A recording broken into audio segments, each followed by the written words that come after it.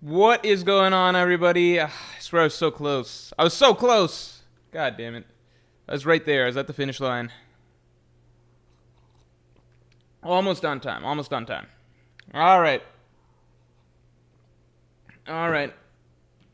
All right. 2 points. Let me add 2 points. I was rushing too. Let me send this thing over to my editor real quick. First, let's get the stream likes up. Let's get the stream likes up. This was a good chapter. This was I am certain, y'all. I truly feel that this is what's happening. I truly believe that we are getting an arc that is genuinely very Straw Hat centric. I truly believe that's what's happening. I think that this arc is going to be Straw Hat centric. It's too many things happening back to back. We already know Usopp's a lock, and then Oda's kicking off the arc with something big for Robin. Some other shit happening for Frankie that's genuinely relevant for him, and relevant in a way that I wouldn't have expected. I would not have expected, like you would expect the Vegapunk Egghead storyline to obviously have stuff for Frankie, but instead Oda was waiting till Elbaf with the Atom Tree, so that's cool. And then on top of that, we've got so just back to back, we had we started with. It's like Oda's going back to classic dynamics, because we started the arc with the East Blue dynamic, right? So we got the East Blue dynamic back, then East Blue plus Chopper, so like the old school kind of group. Then recently we got Luffy Zoro Nami on a little mini adventure, and then we got a classic Luffy Zoro chapter. Feels like back in fucking East Blue, like this is some old school shit. It's just, I don't know. And then now it seems like we're probably gonna get Luffy Zoro Sanji, so some Monster Trio shit too. This is genuinely, this is amazing. Like this is just Oda's just like he's checking off so many boxes that have not been checked off in God knows how long. I'm just happy because it's cool to get like like Wano started with some Luffy Zoro stuff, but it was like.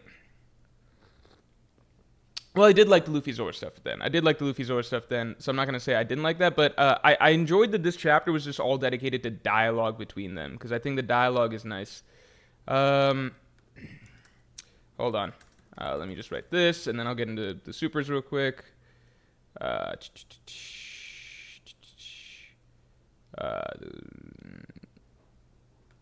on. Send this ship.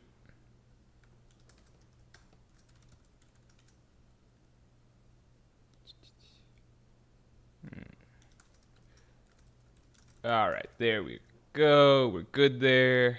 Good there. Good here. Right? I think I'm good here. This is what happens. This is what happens when I'm trying to do things on time. I'm just running behind. All right. Otherworlds JT. Holy shit. I did not realize. Hold on. Is Otherworlds JT in the chat right now? What the fuck? Otherworlds JT, please show yourself. Holy shit. Thank you so much. Otherworlds JT this morning donated 100. Holy shit. Thank you so much. All right, let's hear him out. Fake out deaths done for each Straw Hat to have a figure to go to after end of story disband. Pell survived bomb. Kuma survived losing self. Zeph survived starving. Kai survived poisoning. Genzo survived fishman. Iceberg survived assassin. Laboon survived thanks to Crocus. Kureha lives abnormally long. Saul survived with Buster Call. So this was one thing. This is in reference to generally fake out deaths, complaints about fake out deaths, etc. Right? This is totally. This was one point that people made, which is that it's likely that Oda saved Robin at the end of the day, so that she would have a home to go back to, or like a figure to go back to once. Because I do personally believe I'm on the train that the Straw Hat crew will disband at the end of the story. So. All the other Straw Hats have somewhere, either a home or a person to go back to at the end of the story, except Robin. Robin did not have that. So, like, while the Straw Hats were her family, they ultimately wouldn't be a thing at the end of the day. And then on top of that, the Revolutionaries likely won't be an organization that lasts at the end of the day, right? Like, once their job's done, their job's done. Saul was the one figure that Oda could write that, Robin could go back to. So Oda keeping Saul alive for that reason is, I think that's good. I think that's that makes sense, right? That's never been my problem with Saul's fake out death, though. If all you needed was somebody to still be alive for Robin to go back to, then don't write a fake death scene for Saul in the first place where you're that's not the issue. The issue is not like what purpose does it serve in the story. The issue is did you use a cheap trick to stir up emotions in the reader during at the climax of Robin's backstory, right? Did you write a Pell scene at the climax of Robin's backstory? The answer is yes. It's a cheap trick. There's no actual death happening there, right? If you just want Saul to survive, you can have Saul survive without trying to convince the reader that there is something really tragic happening here, right? And we've been through that. We've beaten this horse to death a million times. You could say, well, it was so that Robin thought that Saul was dead. That's BS. If Oda only wanted Robin to think that Saul was dead, then Oda could have literally just shown Saul breaking out of the ice at the end of the chapter. He didn't, because it's important that the reader feels that Saul is dead too, because that plays up the sense of tragedy and makes the scene a lot sadder than Oda has actually earned in terms of our sentiment, right? And then he waits 600 chapters to be like, haha, just kidding, but isn't it nice because now Robin's happy? It's like, you could have just done this without, like, at the end of the day, there's no getting around it. If you are writing that scene, you are doing it to elicit emotions from the reader. If it's just for the effect on Robin, there's ways that you can do that without telling the reader that, hey, Saul's dead. You can just make Robin think that, right? There's so many things that you could do. If it's just so that Robin's alone, you could have Saul be arrested, yada yada. There's a million different ways that Oda could have spun it, but no, he wanted to go with the death route because it squeezes some cheap, unearned emotions right off the bat, right? It's just, that was never the issue, right? If you're saying, well, it's nice that Robin gets to have somebody to go back to at the end of the day, yeah, I would agree that that's nice. That's never been the issue. The issue is that don't write that scene in the first place, because that scene shouldn't exist in the first place if you also want Robin to have somebody to go back to. That's the only issue. But I do really, really appreciate, obviously, the super... I'm not going to change my stance based on that, but I do really, really appreciate it. And I do agree with your point that this is very likely why Oda wanted Robin to have somebody at the end of the day. That has no bearing... That just explains why he wanted to do it, probably. It has no bearing on... was it good or not that he did it in the first place? I would say that for anybody that values integrity in storytelling and how the author elicits emotions from the reader, I would say no, it wasn't good, if those are things that you value. Anyway. Continuing on.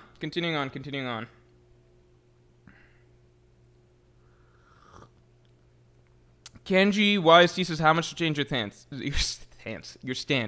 How much to change your stance? I would change my stance for 10K. I could do it lower than that. I think I could compromise for lower than that. No, here's the thing. I could mentally, if someone donated 10K, I could obviously bring myself to be like, you know what, Saul's death scene was a good death scene, right? I could obviously do that, but I wouldn't be able to stick to it, because in my heart of hearts, I would know the truth, and at some point, it wouldn't even be like breaking the deal. I would just forget. In my heart of hearts, at some point, I'd be like, instinctively, I would just be like, I can't, I just don't think I would be able to do it. Instinctively, at some point, it would just come up on stream. Maybe even 2-3 streams down the line, like Saul's death, I'd be like, oh yeah, that was BS. And then I'd be like, oh yeah, didn't that guy pay me to never say that again? 10K seems high, but at the same time, it's also low in the sense that, I don't know. It's stupid. I'm not changing my stance based on money. You can't make me in my heart of hearts change my mind, and that's ultimately what matters. Because you could probably, for 10K, make me say something for like a second, but then I'd just go back to, I wouldn't be able to stick to it. In my heart of hearts, it would just bleed through. I couldn't do it. All right, my poster's askew. Interesting. That poster caught your eye, huh? All right, everybody, we have some questions about the posters here. Interesting. All right, first, what's that thing? Mod Streamlabs, right? And then... Interesting. So because we have some questions about the posters... Maybe it's supposed to be this? Because we have some questions about the posters, and I can't continue the stream without addressing these. I might as well let you guys know. The, posters for this month, which I'm now pinning for you all. The posters for this month are available till today. This is the end of the month, right? End of the month. After this, we are swapping out to a new batch of posters. So, allow me to screen share. Oh, I have to put the late points. I've got to do a few things. Here we go. Hold on, everybody. I'm catching up. I'm playing catch up. Let me catch up. All right. First posters, then we get to the stream points. I'll do the stream points. Give me a second. Hold on. Yeah. All right, makes sense. All right.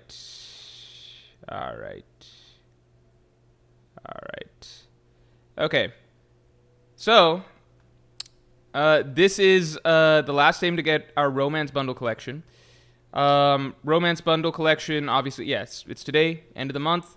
We have Amazon Lily, we have Drum Kingdom, we have Kamabaka Kingdom. This is actually Loki, my personal favorite out of these three, just because he went the most, he took the most unique slant on it, because I don't think of Kamabaka Kingdom as inherently that cool. It's just like an island with a big heart. But he went the Yoshi story route with this, so I thought this was really cool. And then we've got Dressrosa, and I think this is a really cool rendition of Dressrosa. You got a lot of layers to it. This is just one of the most psychedelic posters we have. This is beautiful. And Amazon Lily actually comes in 2 versions, because we've also got a version which is post... Fuck. Okay, it's not on the site, but we do have a... Where's the thing? Hold on. Yeah, you can get a version of Amazon Lily that's post... What the fuck? Is this an exclusive copy that only I have? Alright, never mind. We'll talk about that later. There should be another version of Amazon Lily here, but these are the last days that you can get these for. Maybe we'll get the other version of Amazon Lily in for the next batch, because I'm not seeing it here on the site. But you can get these 4, and if you get all 4, you get 50% off the whole batch. So thank you very, very much for bringing attention that this poster was skewed. It is a nice poster of Elbaf, the Sun Realm. I don't think we have that available this month, but it will possibly come back some other month. Who knows? All right. Continuing on. Let's get the late points up. Let's get the late points up.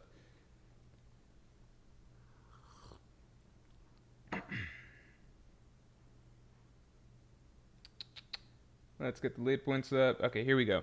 So we're adding 2 late points, right? Shit, I did not realize we were this close to some shit.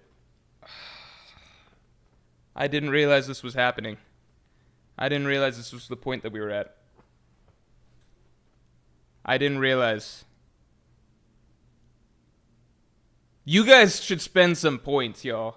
You guys should spend some points. In my opinion, I think it's time to spend some points, right? Spend some points. Why not? I think you guys should spend some points. Do you guys want to spend some points? Right? Why not? What you guys want to spend some points? I hope you guys want to spend... Come on, guys. Spend some points. You could make me eat a habanero or something similarly spicy. I could do a video defending Usopp. I could do a law... You guys want to see me in a law cosplay? I will do a law cosplay. You guys want to see me... Hold on.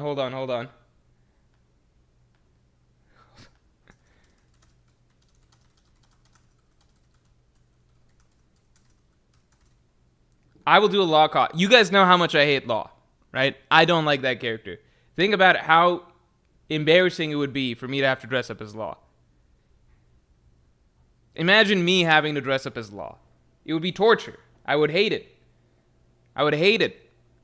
Oh my god, I can't even imagine it.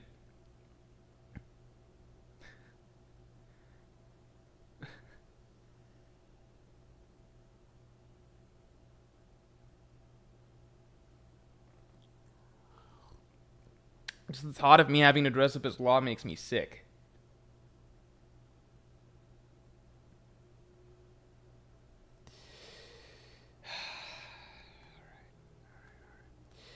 Alright, you guys drive a hard bargain.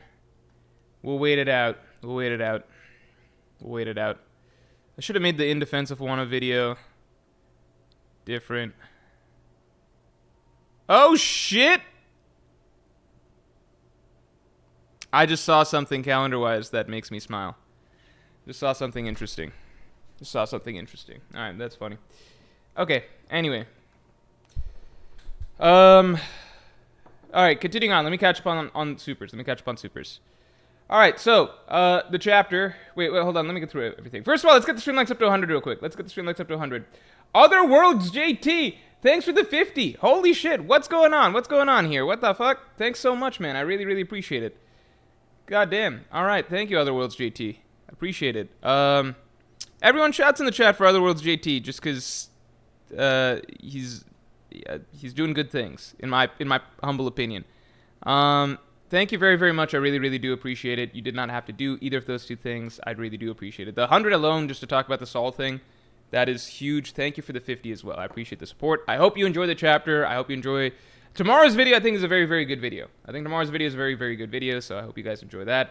And yeah, it seems like you're enjoying One Piece a lot right now. Blackbeard is the final villain. Becomes a king by offering Garp / food supply. I agree with that. I've done a video on that. Gets Pluton / Shinobu Devil Fruit. I don't know about Shinobu's Devil Fruit. Shinobu Devil Fruit. But Pluton I agree with. Blackbeard becomes a Holy Knight / Gorosei by offering to use Shinobu's Devil Fruit to speed up Seraphim ages.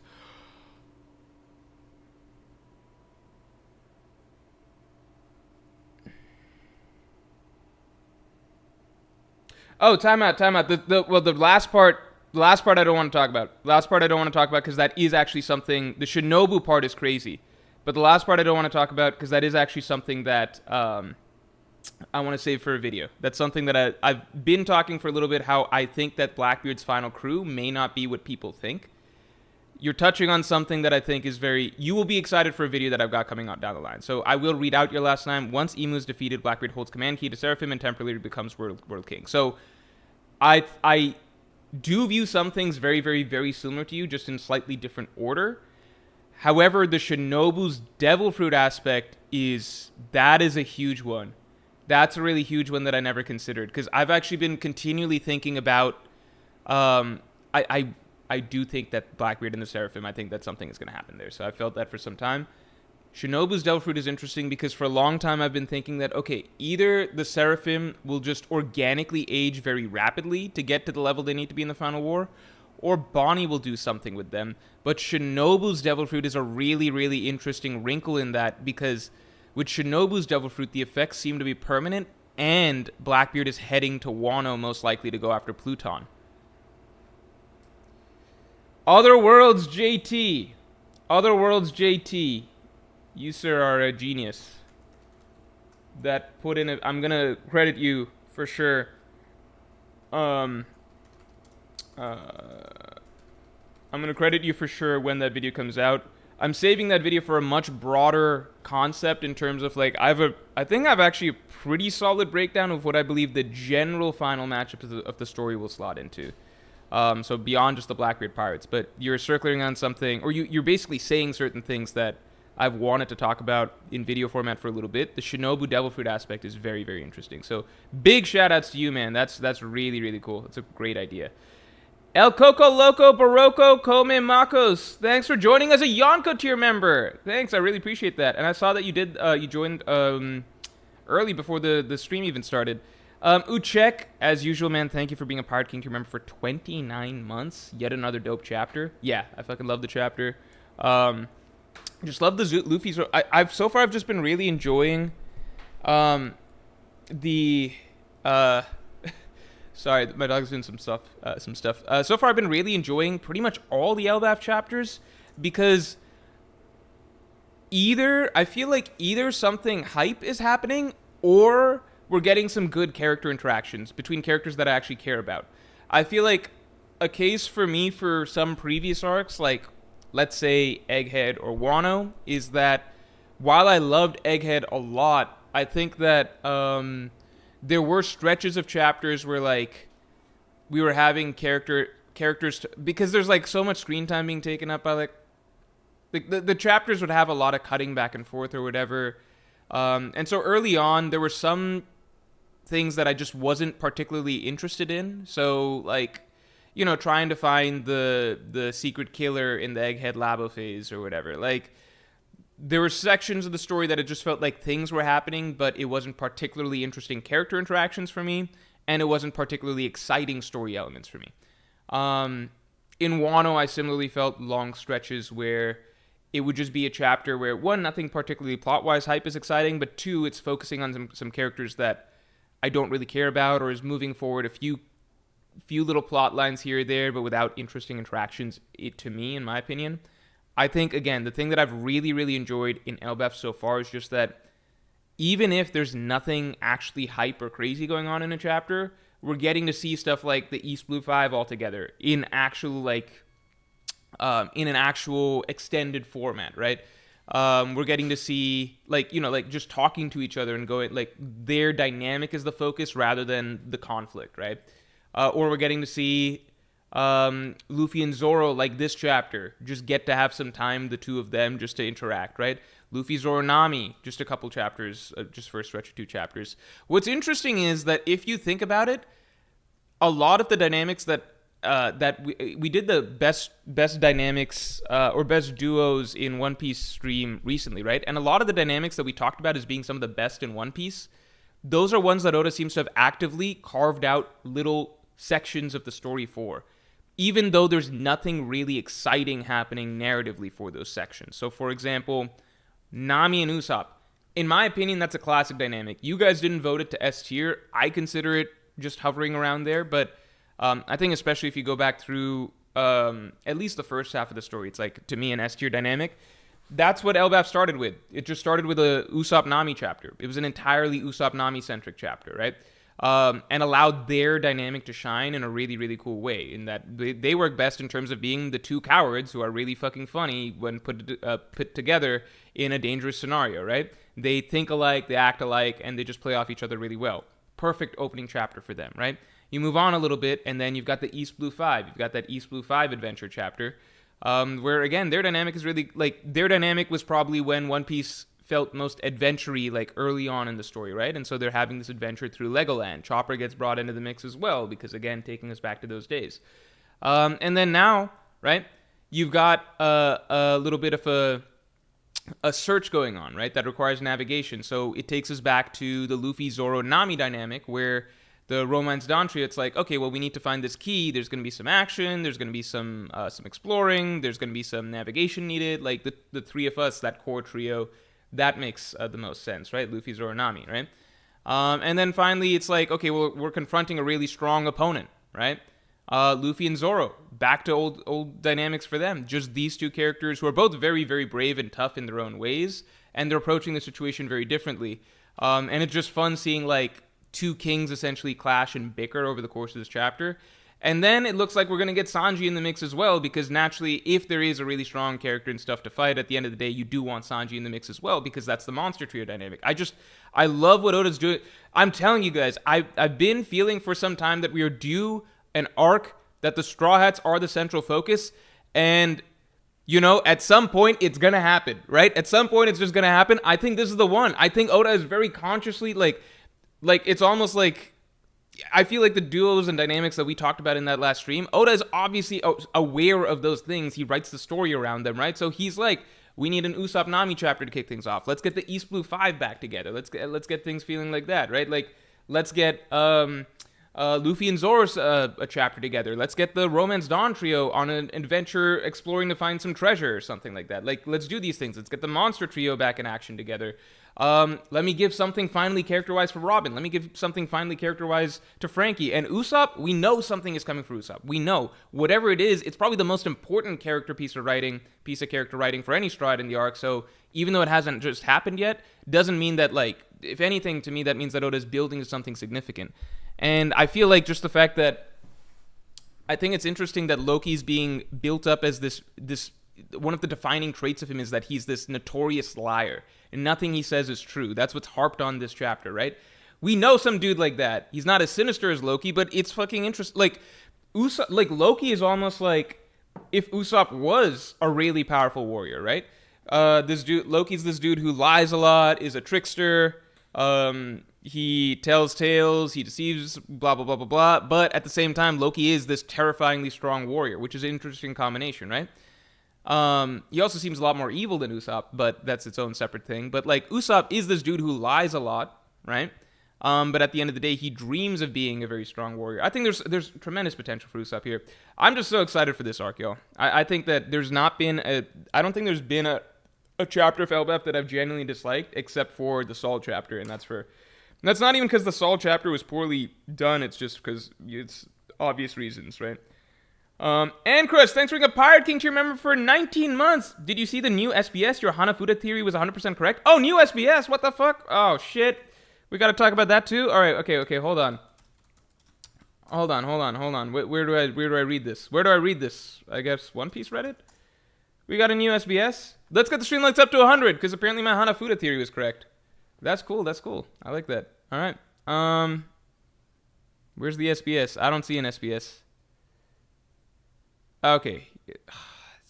People are posting the SBS, but like in a bunch of broken up format. Let's see the Hanafuda thing.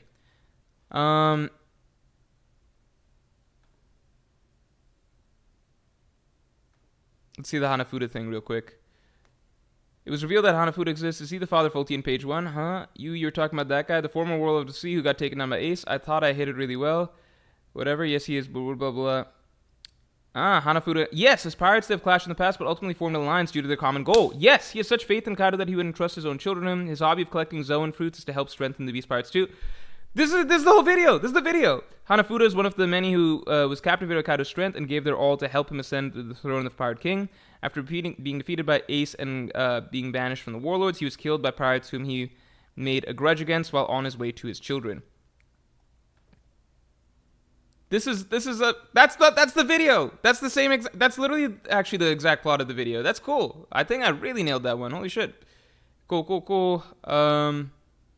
Yeah, I guess let's get the stream likes up, because, like, in case you don't know, I did a whole fucking video on Hanafuda that literally, it's no exaggeration. I did not talk about him being Ulti in page 1's dad, I don't think, but the entire relationship between him and Kaido and how he was the supplier of Kaido's devil fruits, that was definitely one of those.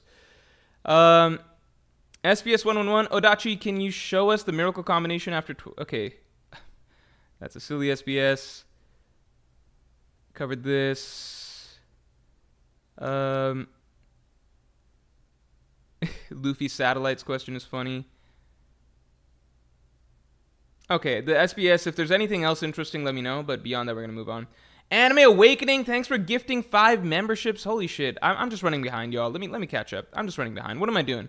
Thank you for gifting 5 memberships, Anime Awakening. Seriously, everybody in chat say thanks to Anime Awakening. Everybody in chat say thanks.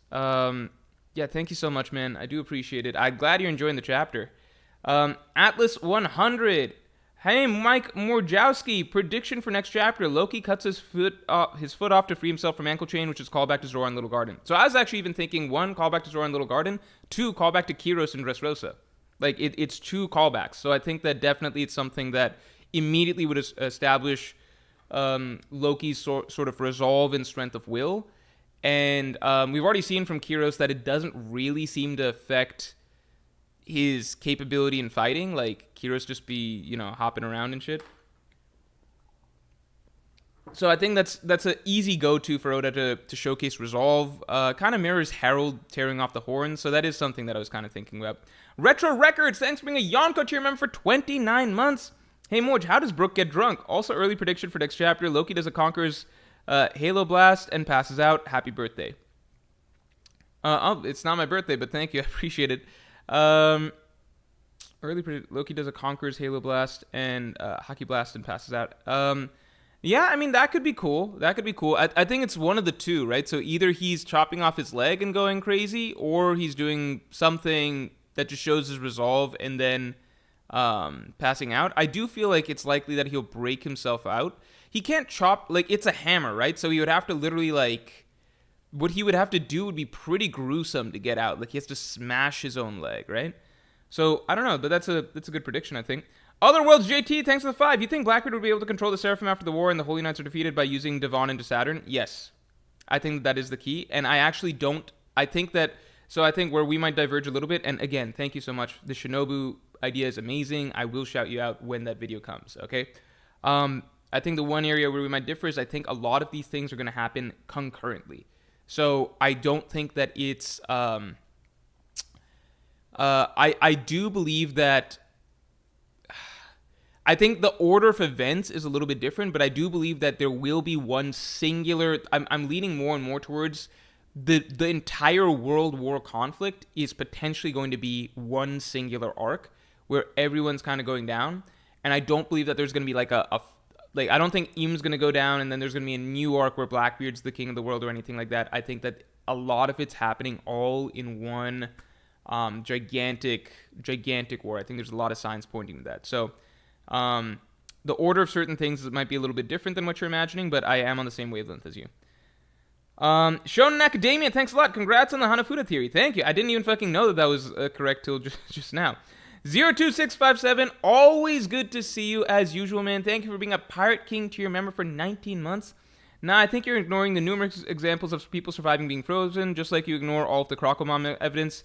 You're right. This is similar to Crocomom. I should have just assumed it like that.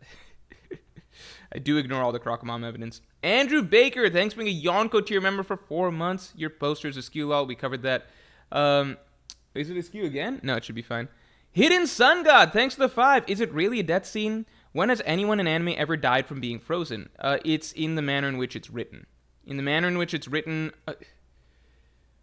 this is just so ridiculous because it's the manner in which it's written, right? It's not... Once you write the scene like that with a tone of finality, then it doesn't matter anymore if technically the character could survive or not, right? Because you could say the same for so many characters. We didn't even fucking see Robin's mom die, right? We didn't see Robin's mom die. We didn't see jack shit, right? You could just as easily say, how many times do characters survive like a fire or something like that? Same shit, right? We don't see Robin's mom die. We don't fucking see Clover die. Like, if anything, Saul's looks even more permanent than theirs because, like, he's also on a burning island, but he's frozen, whereas they're at least alive and kicking and perfectly fine the last we saw them, right? So you understand that by that same logic, well, technically he could still survive. It's not about technically he could still survive, right? Technically Ovia could still survive. Technically Clover could still survive. The problem is in how those scenes are written. You're writing a sort of final, a tearful goodbye, a sort of sense of permanence, etc., to saying goodbye to Ovia, right? Once you've written that scene becomes insanely cringe if Ovia's just alive. It's the same way that, like, with Pell, the cringe part of what's happening is not like, well, how did Pell survive that bomb? It's just that you're reading this over-the-top, so, like, sappy, like, sacrificial, like, stuff that would hit, really. That stuff that would hit if it was actually happening, right? But now you're just reading it as just this like, bizarrely over-the-top, overly dramatic, like Oda's acting as though this is the last that we'll see this character. He's acting as though he's doing something final with the character, but he's not. So it's just like, what is all of this over melodramatic writing? There's nothing actually happening here, right?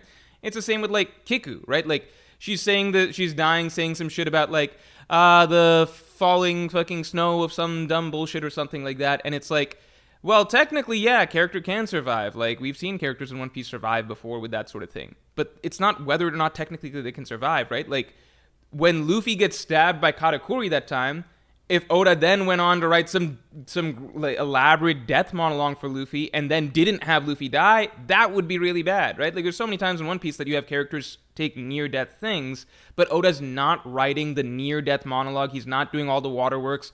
That was, I've harped on it. So people have not watched the video. I think people have just not watched the video because I explicitly go into detail in that video. There's a difference between just doing a fake death out, death fake out, where it's like, yeah, the character could technically have survived, versus writing a false death scene. A false death scene is when you're trying to squeeze emotion out of it. If you're trying to squeeze emotion out of the idea of permanence, but you are not actually doing anything permanent to this character, then you are writing a scene that is predicated on completely unearned emotions that undermines the integrity of the storytelling, right? That's the problem. So it's not about, like, well, technically the character could have survived being frozen. Technically, Ovia could have fucking survived being on the burning island. But once you've written the goodbye scene with her and Robin, that's it. You don't show us Ovia again, because otherwise that fucking whole scene is fucking stupid as fuck and extremely melodramatic and just, like, lowbrow cheap writing. That's the problem. Continuing on. Talha, thanks for the 279. Nami felt underwhelming in the trio adventure, in my opinion. I mean, it was light stuff, but Nami did have relevance there. She had plenty of dialogue. I do think that Oda could have carved something more out for her. I do think he could have carved something more out for her, but I think that Oda's just like trying to play up these old dynamics again, and I imagine that they will probably be important for the rest of the arc in bigger ways. Abrar Ahmed, thanks for being a Yonko to your member for 9 months. Morj, how you been? I've been a fan since the Big Mom Wano video. Oh, thank you. That was probably the first big theory that I was correct on. And your videos and streams have been my weekly entertainment for all these years. Thank you so much. Thank you for the long-time support. Seriously, I'm happy that you've been enjoying the content, and thank you for being a Yonko tier supporter, of course. Let's get the stream likes up to 150 real quick for Saul's death scene being bad. Shonen Academia, thanks a lot. One analysis was fated to defend it all along. Oh, shit. I can't rack up any late points. The Low Man, thanks for the 2. Loki's aura is unmatched. It is pretty cool. It is pretty cool. Let me throw you guys a poll. How strong do you guys think Loki is at this point? How strong do you all think Loki is?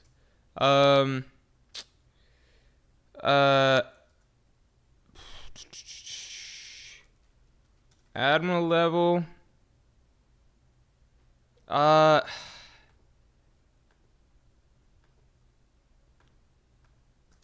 Kaido / Big Mom level. I think that this will incite some debates because I think it's still taboo to suggest that Admiral level is not Kaido and Big Mom's level. If you okay, how about we say Fujitora / Green Bull level, Kaido Big Mom level, somewhere in between.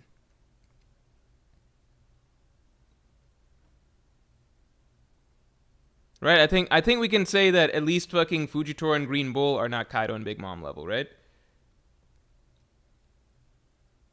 I think I would imagine Kaido is above Loki, and therefore I would imagine I think Big Mom is probably above Loki. I don't know, but I could see it being the other way too. Like, because Oda's always going to surprise us. Like, if you recall, when we were heading into Wano and they started talking about Odin, right? When we were heading into Wano and they started talking about Odin, we started hearing some stuff about Odin and like how Odin was this great man and everything, like at the beginning of Wano. But I don't think anybody it came as a shock once we learned that there were some levels to this, right? So early on, like we knew that Momonosuke's father died. And then at the end of Act 1, we learned that there was this great man named Odin who united Kuri, blah, blah, blah. And everyone were like, okay, cool. So he's a strong guy, whatever. And then at the end of Act 2, we learned that Odin actually scarred Kaido, which was huge news at the time. That really changed people's perceptions. People were like, oh shit, wait, Odin could scar Kaido? And then once we started the actual Odin flashback, that really... Odin turned out to be a lot stronger than people thought. I think people just didn't really expect that there was a dude that would be that strong just randomly on the island. Because, like, if you had asked at the end of Act 1, could Odin take Kaido or something like that? Or could Odin in the past have been able to beat Kaido or something? Every single fucking reader would have been like, no, fucking obviously not. That's why Wano's in the state it is in right now, right? But that's not the case. Turned out that Odin actually fucked up Kaido, right? So that was a big surprise. Nobody actually really thought that Odin... Like, even when we learned that Odin scarred Kaido, it was still not expected that Odin straight up beat him. It was people were just like, oh, damn, Odin's really strong. Like, he was able to get in a good hit against Kaido, right? The same way Zoro was able to scar Kaido, but Zoro couldn't actually beat Kaido, right? But then we actually got to the flashback, and it's like, what the fuck? Like, Odin actually had Kaido on the fucking ropes if they didn't involve trickery and shit. So, like, I think sometimes with these arc-based characters, because we're so used to the news that we have of the outside world, we're hearing about, we know about the Yonko, we know about the Admirals, we know about Shichibukai. These are characters that are really built up and famous. We can kind of forget that island-based characters, especially in these significant locations like a Wano or like an Elbaf, can still house like extreme powerhouses that just aren't quite famous enough due to their location to have really made reach the same, like be mentioned as much in the modern day. I mean, Loki's been chained up for the last 6 years, right? Okay, so we got like almost 50% of people thinking that Loki is potentially Kaido and Big Mom level. That's interesting. Yeah, that's interesting. I don't know. I really don't know. I think that there is something to how he's being portrayed right now. The only thing we really know is that he's not as strong as Shanks, right? But he could still be in the same tier.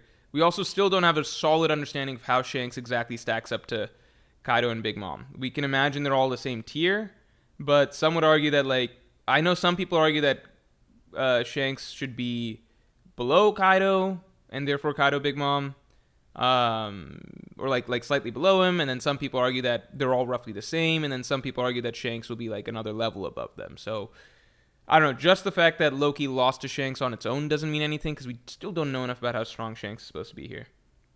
Let's get the show up to 150 real quick, because we're almost there. Luke D. Fernando, thanks for the 2. Which 2 admirals would you pick to tag team Roger? I straight up don't think 2 admirals could take Roger. I don't think that anymore. I think that the direction that we're heading is just so crazy in terms of like I imagine Roger's hockey is not going to be that far off. Like if Oda's literally drawing some comparisons between Shanks' hockey to Joy Boy's hockey, then I definitely think that Roger's hockey is going to be something comparable to Joy Boy's hockey. Like, and if Roger's hockey is something comparable to Joy Boy's hockey, then from just what we saw there, I think that, yeah, I would take Roger over, like, Fujitora and Green Bull together. If I had to pick 2 admirals to try and take on Roger, it would probably be just, I don't know, do we count Akainu still? Akainu and Aokiji, because they are seemingly portrayed as the strongest 2 admirals that we've seen. Is that right? I might just do that. If it's all... But Akainu's an interesting case, because if Akainu has gotten stronger, then he would probably be a challenge for Roger 1v1, right? But if right now it's the same, if it's essentially just could Roger take 2 Aokijis, I think fuck yeah. I think if Garp could low-key do a decent... If Garp at like 80 years old, way past his prime, could hold off Aokiji at the same time as taking on an entire Yonko crew, at the same time as having to repeatedly defend and babysit these kids and throw his body in harm's way and take damage just trying to defend them. Like, if Garp could do that well with that many handicaps, then yeah, I think Garp in his prime, Roger in his prime, I think it would be really fucking hard to imagine 2 admirals from the level that we've seen putting him down. I just pick Akainu and Aokiji because they're the 2 strongest. Maybe their powers don't work well together, in which case I'd pick Akainu and Kizaru. I think Kizaru's speed will always be a problem to whoever, but that's... I don't know.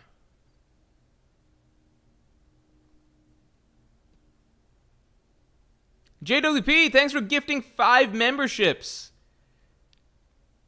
Thanks as usual, man. I really, really, really do appreciate it. Thank you. Juan Carlos says Aokiji was holding back. So was Garp. Garp literally says, come back to the Marines. Garp is not fighting to kill Aokiji. He's literally using the kid gloves. Garp didn't even fucking use a galaxy move on Aokiji. He didn't even fucking use Conqueror's Haki on Aokiji from what we saw. He didn't use, he used Galaxy Impact on the island. He used Galaxy whatever on Avala Pizarro. Garp went literally light on Aokiji. He went light on Aokiji. There's not, like, Aokiji can't freeze Garp. We already saw that. But he can't freeze Garp. What the fuck else was Aokiji? You think legitimately that Aokiji could, just with pure armament Haki, which is cute, Aokiji's armament Haki, you think he could box with like fucking galaxy punches if Garp actually like wanted to box with him straight up, like not holding back? You legitimately think that Aokiji in just straight hand-to-hand combat is equal to Garp? He's not. So if Ice doesn't work against him, if clearly Garp is just straight up shown to be significantly faster than Aokiji too, right? Even if Aokiji's holding back in terms of like maybe he's not using the best offense he could possibly use, we already know Garp's not. In theory, Aokiji may or not be, but we already know for a fact Garp was severely holding back against Aokiji. He actually took it the lightest on Aokiji out of everyone there, right? Knowing that, right? Do you realize that Aokiji literally, like, when he got speed blitzed by Garp, right? That's not something that's like a holding back type thing. Aokiji literally couldn't follow what Garp did. It was too fast. That's why there's the surprise face. That's why he's taken aback, right? He's not trying to throw or anything, by the way, either. He's not trying to let the Marines go because Aokiji was the one that stopped them from escaping in the first place. They were already out of there and Aokiji stopped them. So there's no argument that Aokiji was trying to let them escape because that factually is just not true. That's just like an all in your head type thing. That's not based on one iota of anything Aokiji ever says, implies, or does, right? So there's really nothing there to imply that Aokiji is remotely like capable of taking Garp 1v1.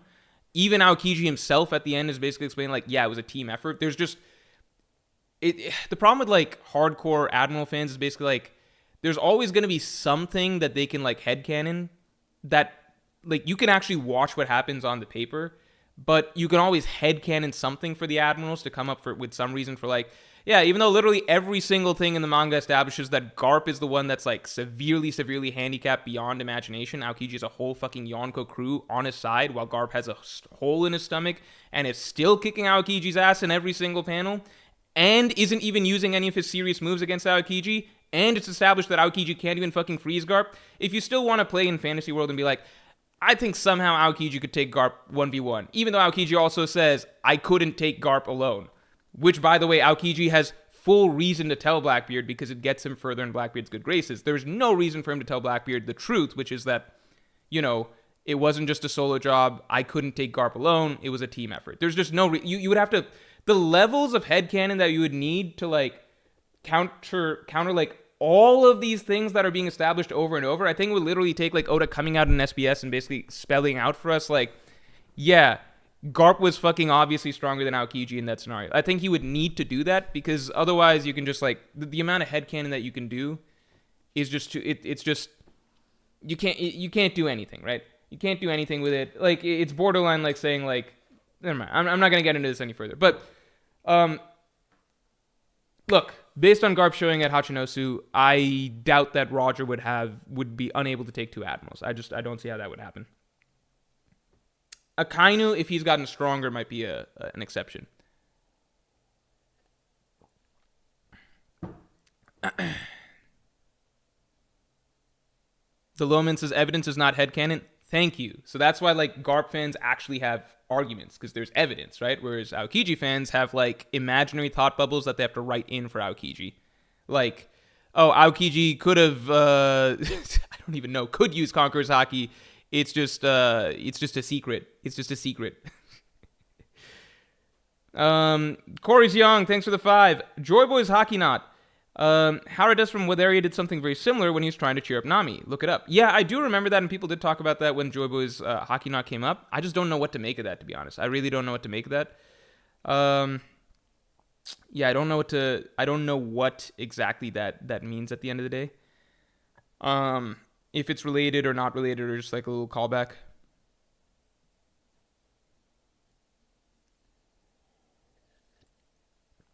All right, continuing on.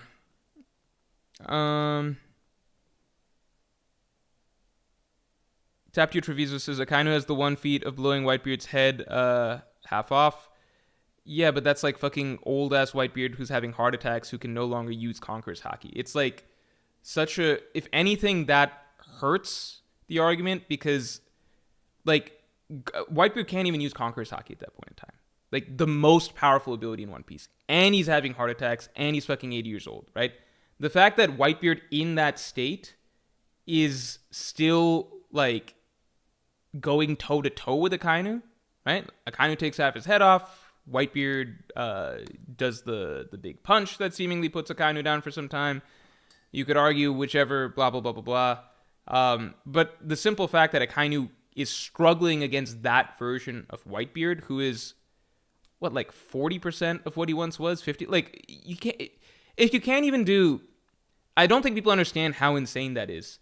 Like, being able to do advanced Conqueror's Haki moves versus not being able to do advanced Conqueror's Haki moves. Like, think about, it's just a whole different character that you're fighting, right? And keep in mind, Whitebeard's advanced Conqueror's Haki would be, like, up there among the strongest of all time, right? It's not like a Luffy advanced Conqueror's Haki punch, right?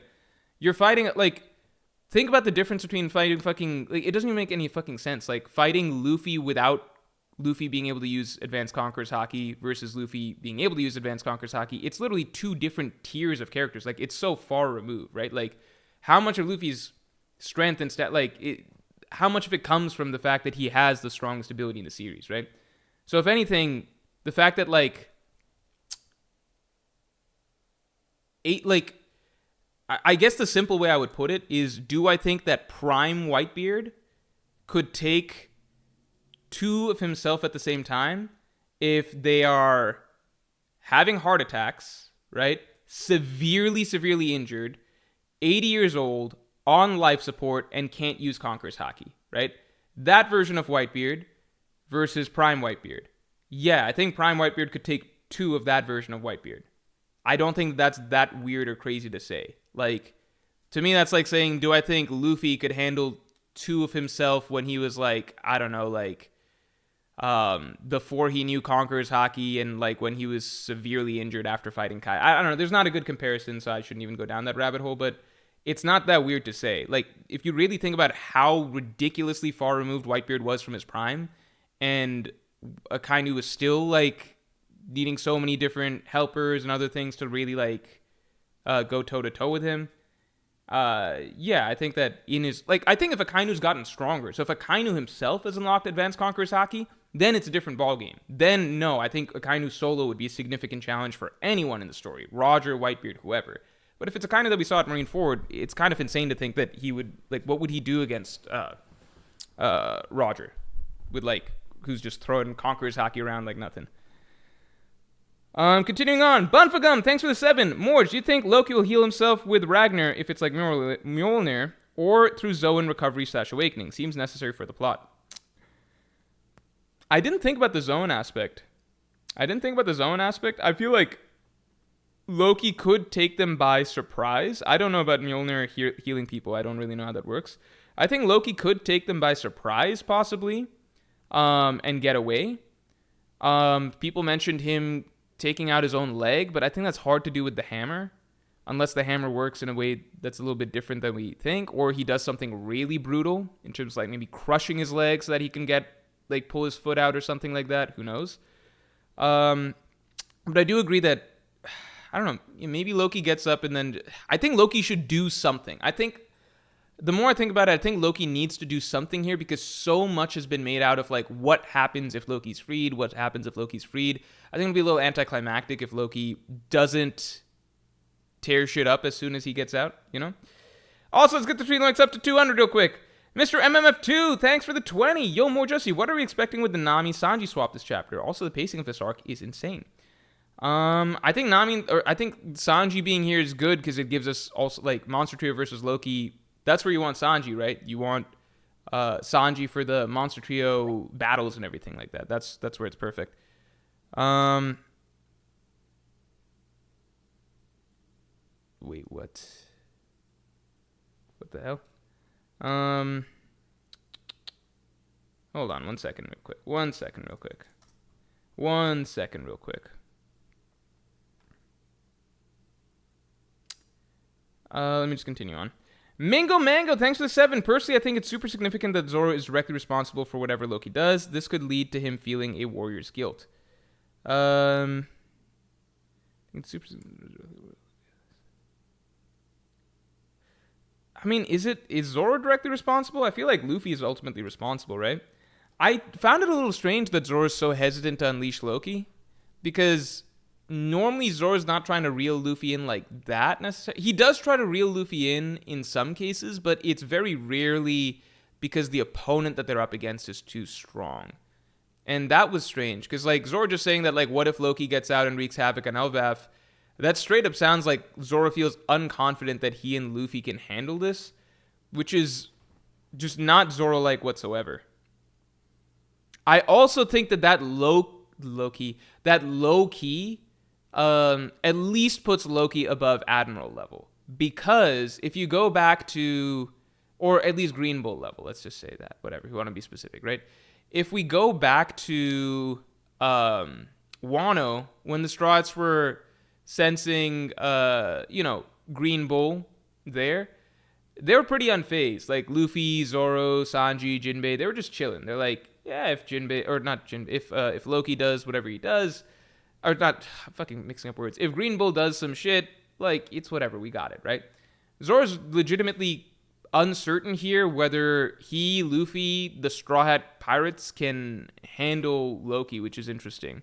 It could just be Oda hyping up Loki, but I don't know.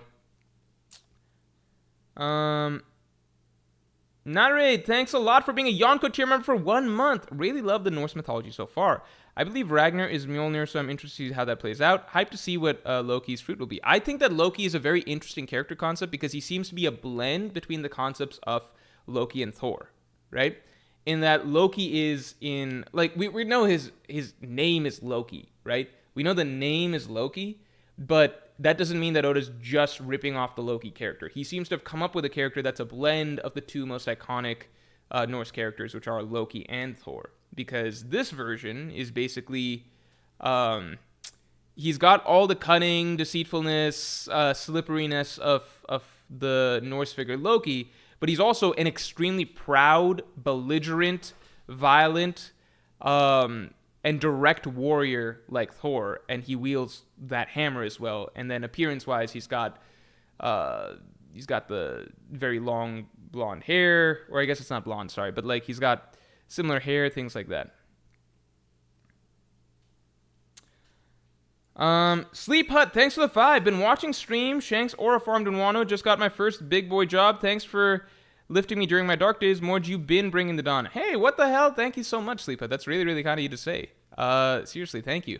I do appreciate that. I'm happy that I can provide some entertainment and you can enjoy the content and the streams and everything like that. But yeah, congrats on the job. That's awesome. Sleep Hut, thanks for the 2. Like the stream, y'all. Yeah, let's get the stream lights up to 200 real quick.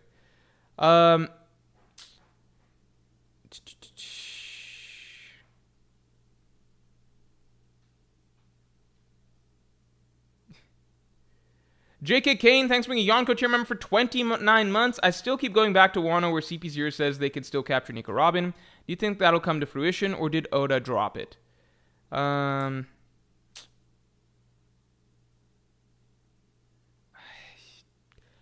think that was maybe just to drive the plot for there a little bit. I don't know. It's hard. The thing is that Pudding is very possibly going to be outed as someone that can read the poneglyph soon as well, so I don't know. It could still be a thing that comes into play, but I wouldn't be surprised if it's something that, like, I just don't see it being a thing in this arc. Maybe the Gods Knights might try and snag Robin as well. But the thing is that, like, at this point, all the strats, like, Robin's so valuable, but then Luffy's just as valuable at this point. Like, I don't know. Anuj Agarwal, thanks for the 2. Aura Farmer tier list for the Monday stream. That's a funny idea, but I think people would then debate who has more aura a lot, which obviously is the idea of the streams, but I think it would get very toxic at that point. JWP, thanks for gifting another 5 memberships. Holy shit. Everybody in chat say thanks for, thanks to JWP for always coming through and, like, always gifting out. Again, I don't know how many of you all have memberships thanks to JWP, but this man has been the patron saint of these streams for some time. Seriously, thanks, man. Bunfagum, thanks for the 7. Loki should have gotten stronger while chained up, just like Croc post Impel Down. His will has gotten stronger since he's been internalizing his anger. I don't know if it works like that at the end of the day. Like, Crocodile's the only case of that we really know of. And I don't even know, like, Crocodile's a really weird case because I don't even know if Crocodile got stronger or not. I don't know if that's like a very debatable thing. I think the anime plays up Crocodile's strength a bit more in terms of how it portrays him in the clashes. But if you look at how things actually go, it's debatable that Crocodile got... It's very hard to say. Oda just portrayed him as a badass, but then in terms of if you actually look at what he did throughout the war, it could still basically be the same level as he was in Alabasta. That's the tricky thing. Because if you just look at everything he did in the war, the big thing that everybody strangely ignores or seems to forget is that the first thing that happens to Crocodile as soon as he arrives at Marineford is he gets speed blitzed by Luffy. That's the first thing that happens. Crocodile moves to attack Whitebeard. He gets blocked and stopped by Gear 2nd Luffy right off the bat. And just from the way that scene is kind of... If you can go back and read it or whatever, but the way that scene is kind of portrayed, it does feel like in that moment, Gear 2nd Luffy can take Crocodile. Like Alabasta, you could say, obviously, that was a stretch for Luffy. Like, it took a lot of shit going a certain way for things to work out for Luffy to get that win. But if you just look at their interaction at the start of Marineford, it does seem like, yeah, Luffy's probably just fucking faster than Crocodile at this point. And, like, even if he's, like, Luffy's way stronger now than he was in Alabasta. So people forget that that's a scene that happened, okay? Then you put that into the context of everything else that Crocodile did in Marineford, and it's complicated, because the first thing is he attacks Doflamingo, and Doflamingo stops him. Doflamingo, like, just blocks him with his foot. The anime makes that appear more like a clash, but in the, like, an equal clash, but in the manga, it's just Crocodile attacks him, and Doflamingo just, like, casually stops him with his foot. So it's like, that doesn't really say that much. Then the Mihawk thing, Crocodile attacks Mihawk, and Mihawk blocks him, and Crocodile talks him shit. Again, it's like, well, how much was Mihawk trying there? It's hard to say. Crocodile gets fucked up by Jozu. A lot of people hype up that Crocodile tanked a hit from Jozu, but then it's just like, well, if we're hyping that up, like, Luffy tanked so many hits from so many stronger characters. Luffy tanked, like, countless hits from Kizaru, like, countless light speed kicks from Kizaru that arc, and Kizaru would naturally have been using Haki. He took a fucking hit from Sengoku on the Executioner platform, and there's absolutely no reason Sengoku wouldn't be using... Sengoku was obviously using Haki because Luffy actually got hurt, and Luffy's only hurt by blunt attacks if they use Haki, right? So, like, the fact that Crocodile didn't get knocked out by Jozu's hit doesn't mean that Crocodile's that strong. Oda just doesn't have certain characters get knocked out by certain things at points. Like, Luffy took way more damage and, like, kept going than Crocodile over the course of Marineford from a lot stronger characters. So if you really are stacking everything up, and then Crocodile used a Suna, like a sand move to chop Akainu in half. But again, it's like, his Devil Fruit we all know is strong. That doesn't mean that Crocodile himself is like, it was a surprise attack, yada yada. That doesn't mean Crocodile himself is like, I think that's the really tricky thing. I wish that Oda just established, like, are we supposed to understand that Crocodile is stronger now or not? And if he is stronger now, then why write that scene where Gear 2nd Luffy seems to be capable of taking Crocodile? It might seem like I went on a really long tangent right there, but I genuinely find the Crocodile scene to have been it bothers me because I find it to be like just I think it's literally the most inconsistent moment of power scaling in One Piece. And like, look, power scaling doesn't matter that much at the end of the day, right? Like, or I mean, it does matter, but like, you don't want to get too in the weeds with it. It matters, but not like, you don't want to think too much about it. But the Crocodile thing has just always bugged me because it's just so obscenely, absurdly, flagrantly illogical that it's just like, what are we even like it just feels like something that almost needs to be addressed because it really puts into perspective like it really makes you rethink the whole Alabasta, like the sense of stakes, the sense of progression, yada yada. Like, Crocodile's just such an anomaly that it's hard to say. Like, his portrayal in Marineford, like in terms of like the attitude and the aura that he was giving off, was kind of like, yeah, this guy belongs there. He's not like just some scrub or something like that. He belongs there, and people actually seem to pay him some mind and some respect, right? If you break down all of the things that he does, nothing is actually that impressive, and all of it could make sense with Alabasta Crocodile stuff. You know, all of it could seem consistent. Again, he arguably scales to Gear 2nd Luffy based on the beginning of it. But at the same time, you could argue that no, he's clearly supposed to be being portrayed as an equal to like Doflamingo or an equal to a lot of these characters. So like, it's like, basically, here's my thing. We're circling back to Loki here. I don't view I don't feel like just being chained up as a thing that will make you stronger. Because in Crocodile's case, if we were to play the game where we're like, okay, Crocodile did get stronger in Impel Down. If we are to play that game, right? Then I would say that it's likely that Crocodile probably just regained his Haki that he once had. Maybe he didn't have Haki in Alabasta. He regained it in Impel Down after regaining his will, etc. after his encounter with Luffy. Okay? So that's very different. That's Crocodile regaining what he once had. I don't think there's any fucking character in One Piece that actually gets stronger just from being chained up to a tree. I don't think that's a thing. I really don't think that's a thing. The Lowman, thanks for the 5. Didn't Aokiji punch as hard as Garp in the flashbacks? No. Reread the flashbacks. First of all, those didn't have Haki, right? Those didn't have Haki, and there's one very important thing that Aokiji is missing when it comes to a comparison with Garp in terms of actual fisticuffs, which is the most important ability in One Piece, the most powerful ability in One Piece, Conqueror's Haki, Advanced Conqueror's Haki, right? So the fact that Aokiji punched those ships doesn't mean that he is, one, the fact that he's able to use the ship as punching bags and was able to eventually use those ships as punching bags the way that Garp was physically, that doesn't mean that he's physically as strong as Garp.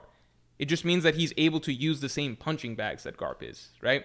Just because I can use the same punching bag as, like, fucking Mike Tyson doesn't mean I'm as strong as Mike Tyson. It just means I got to a point where I could use a punching bag like a fucking normal person, okay?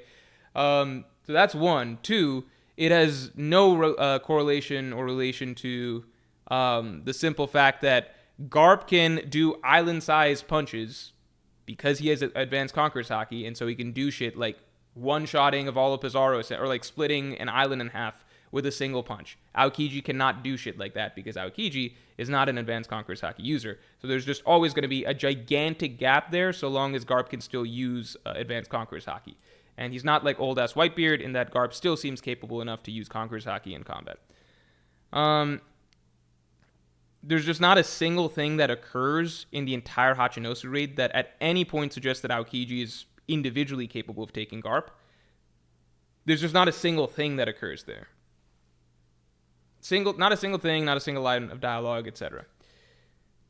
JWP, thanks for the 10. I think we'll get a pretty sure view of how strong Oda wants Loki to be next chapter with whoever he chooses to be used as a hype tool out of the monster trio. We need to have some serious conversations if it's Luffy Law. I hope it's all three of them.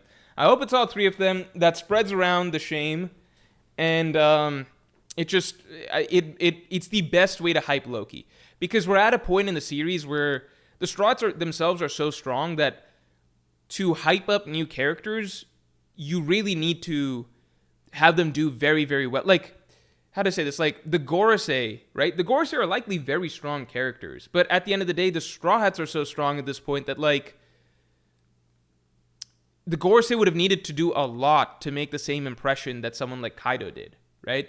The Straw Hats are just so strong at this point that it's like, even if the Gorosei themselves are like, let's say even like Saturn and Jupiter. Let's pretend even those two, seemingly the weakest Gorosei. Let's pretend even those two are like Admiral level, right?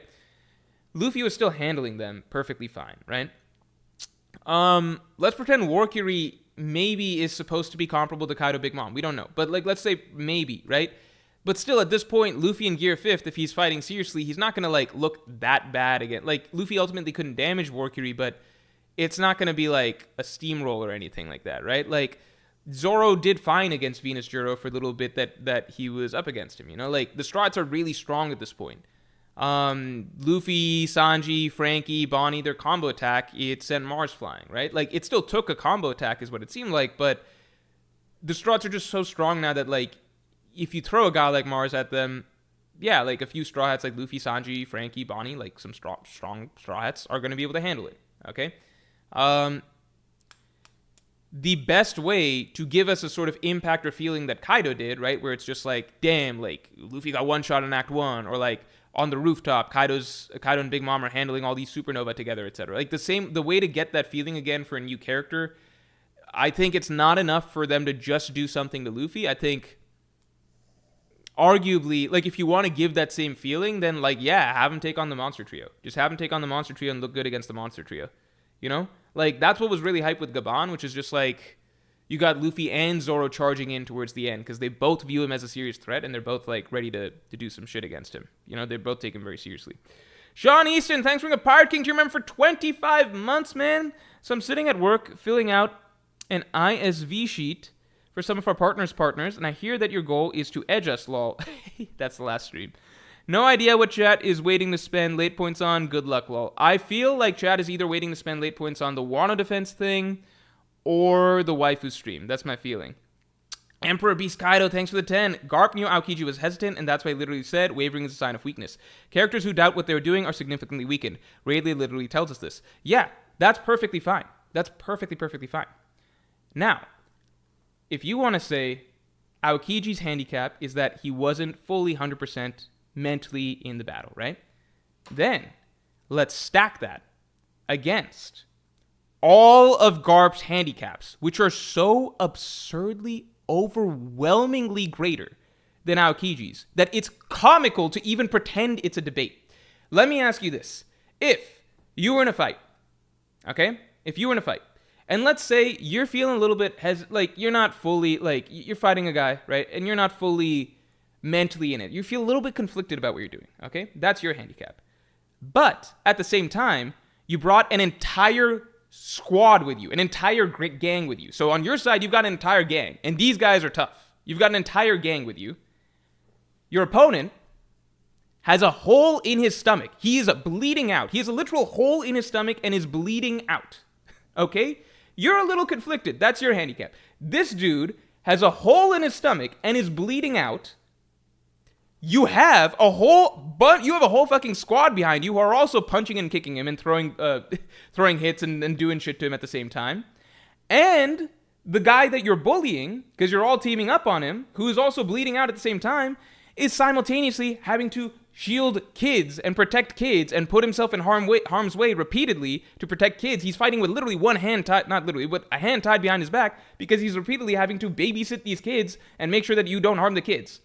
Who is more This is so ridiculous. Who is more handicapped in this scenario? Is it you who's feeling a little bit uncertain? Or is it the dude who's fucking bleeding out, who your entire gang is beating up at the same time, who's having to use his body to shield kids at the same time? Who, by the way, is also holding back against you. Because at the end of the day, he has specifically said he doesn't want to kill you. He doesn't want to kill you. He just wants to take you back home. If you're feeling a little conflicted, guess what? That dude's not fighting to kill. He's putting the kid gloves on. He doesn't use a single serious move on you. He uses them on your gang members, but he goes easy on you. He's taking it easy, right? He wants to take you home. That's his goal. That's what he is fighting for. His goal is to take you home. He just wants you to come back and be with the rest of the family, right? If you legitimately are asinine enough to think that you're the one who is more handicapped in this scenario, then that just goes to show how insanely far gone Admiral headcanon and defenses have gone. Like, it's just like, you know what? This old man bleeding out, who's still holding back, not using any serious moves on me, literally put the kid gloves on to fight me, right? He just wants to take me home. I've got my gang members, they're all hitting him at the same time. The old man is having to shield kids at the same time, put his body in harm's way so he can't focus. He's still kicking my ass.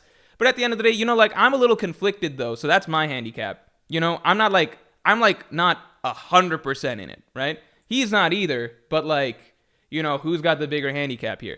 Do you even, like, just listen to yourself for a moment. If you're actually coming to the table, like, you would have to, like, look at what's happening there. Oda's putting a fucking hole in Garp, throws an entire half a Yonko crew on Aokiji's side, says Garp has to be distracted, taking care of Kobe and making sure that none of them are like, he literally gets injured putting his body in harm's way, trying to babysit the kids. Oda's writing handicap after handicap after handicap off for Garp to the point that it's just like, it's probably the most handicaps any single character has ever been written to have in a fight, outside of maybe Whitebeard at Marineford, right? The most handicaps, right? And then your argument is like, yeah, but Aokiji was kind of sad though. So like, maybe Aokiji could have, and Aokiji was getting his ass kicked, by the way, the entire time. Like, while Garp was not using any Conqueror's Haki moves on him. Not one. No Galaxy moves on Aokiji, right? Garp himself is going easy on Aokiji because Garp explains from the beginning, I'm just trying to take you home, right? If you legitimately are just like, yeah, but somehow in my, like, Admiral dick-sucking brain, I just can't get past the thought that, like, somehow Oda was secretly trying to communicate to us that really Aokiji is the one who's actually handicapped here. If that was the case, then why did Oda do all that other shit to handicap Garp? Like, just think about it from the author's perspective. If Oda just actually genuinely thought that, yeah, Aokiji's stronger than Garp, then he would never have needed to do all that other bullshit to bring Garp down to a level where the Blackbeard pirates could take him out, right? It's just, it wouldn't be necessary, right? It just wouldn't be necessary. Oda literally has Aokiji tell Blackbeard, like, yeah, I couldn't do it alone. It took a team. And Admiral fans are like, even if Oda's saying these words through a character, we know that Oda, he's just lying because we have our secret dialogue that's written in our head. You know, it's in invisible ink, you know? Normal readers can't read it. It's in invisible ink, but it's in there somewhere. Aokiji, he could somehow take Garp, even though Garp was way too fast for him. Garp couldn't be frozen by him, canonically established, couldn't be frozen by Aokiji's moves. And Aokiji couldn't even use Conqueror's Haki, whereas Garp refused to use Conqueror's Haki moves on Garp. Somehow Aokiji would have just figured it out. I don't know. Maybe TNT. Maybe it would be another Big Mom situation. Maybe TNT. Maybe that'd be the route. I don't know. This is actually so fucking stupid. This is the stupidest argument. Like, it just goes to show that no matter how much Oda can establish something like as simple as like, yeah, Garp obviously is stronger than Aokiji. Like, there's so much, like every piece of writing in the story to the point of Aokiji himself saying it indicates that's the case. You will always have people who are just so latched on to certain agendas that they will just not accept it. That's just what that shows. This is the ultimate example of like just why power scaling debates ultimately can't have good resolutions, because when people are too dug in, then they will make up shit in their head that directly contradicts everything that we're being told in order to maintain their vision of who they want to be stronger. That's just the way it is. All right, continuing on.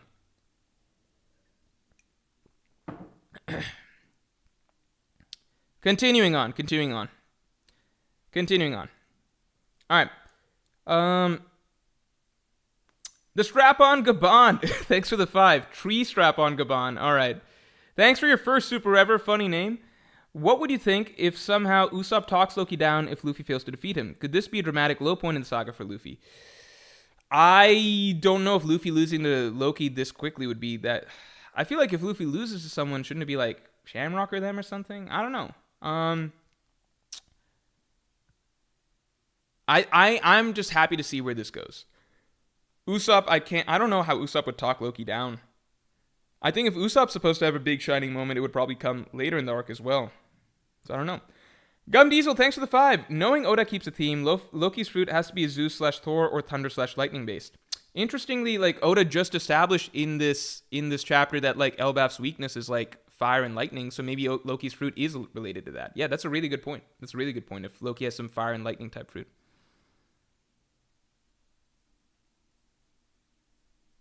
All right, continuing on.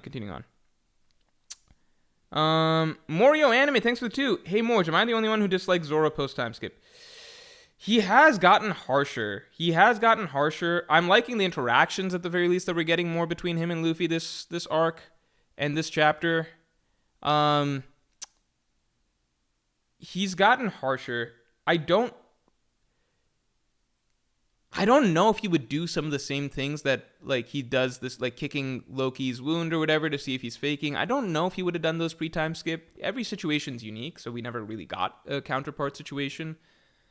Zoro has always been a suspicious character, I'd say, and like you could say that, well, living with Mihawk for so long like hardened him, and that's understandable, but like you don't want it to turn Zoro into a more generic character, right? Like you want it.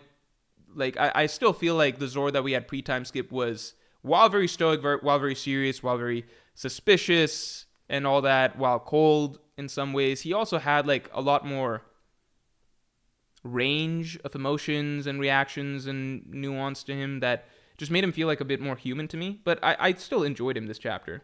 I wouldn't say that this chapter is... I actually was interested in the fact that Zoro is hesitant to unleash Loki in a way that Luffy wasn't. Because I just feel like Zoro's not usually the guy who's thinking about the... Like, Zoro will often get on Luffy's case to, like, be more serious or, like, take things more seriously, right? But he's rarely the guy that tells Luffy that something is too much of a challenge to take on, you know? Or it might be too risky of a challenge to take on. I think the only other time I can remember that happening is when... in Zoro was talking about how, you know, they're on this journey to defeat Kaido or whatever, and that's why this is really bad timing if Sanji wants to get involved with another Yonko because it doubles their problems, right? And taking on 2 Yonko would just be a huge pain, like would be very difficult, right? So that's the only time I can really recall Zoro having that sort of sense of precaution or trepidation. But I always viewed that as kind of like Zoro might be somewhat biased in that situation because it's Sanji. And so Zoro's point of view is basically like, Sanji got himself into this mess. Like, it's almost a thing of respect, I would almost say, because like I think Zoro imagines that Sanji can just handle himself in that situation and figure out what he needs to figure out. Whereas I imagine if like I feel like if Chopper was the one who got... Because Sanji is ultimately the one who chose to go back with his family, right? So, like, Zoro is somebody who's very much, like, personal accountability and everything like that. So Sanji ultimately chose to go back with the family. And Zoro also imagines Sanji is someone that can handle himself and everything. So, like, I felt like there's other reasons that Zoro is saying that, like, look, now's not the time to go get involved with another Yonko. Just let that idiot cook figure it out himself and then come back, basically. I feel like that was his mentality. So when Zoro was cautious about, like, or he was talking about the dangers of, like, also taking on Big Mom at the same time as Kaido, I gave that, like, an extra layer in my mind of, like, yeah, but it's also Sanji he's talking about, so it's not fully, like, this may not be what he would say if it was a different character's situation. With the Loki situation, can anybody think of another situation where, can anyone think of another situation where Zoro, where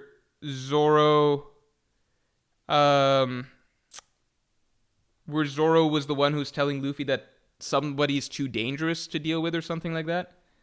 Is there another situation like that? Glotzkovsky13 says Vivi situation also. Yeah, the Vivi situation. What did Zoro say there? Yeah, I guess Zoro doesn't get into fights and stuff when it's just straight up stupid. Let's see.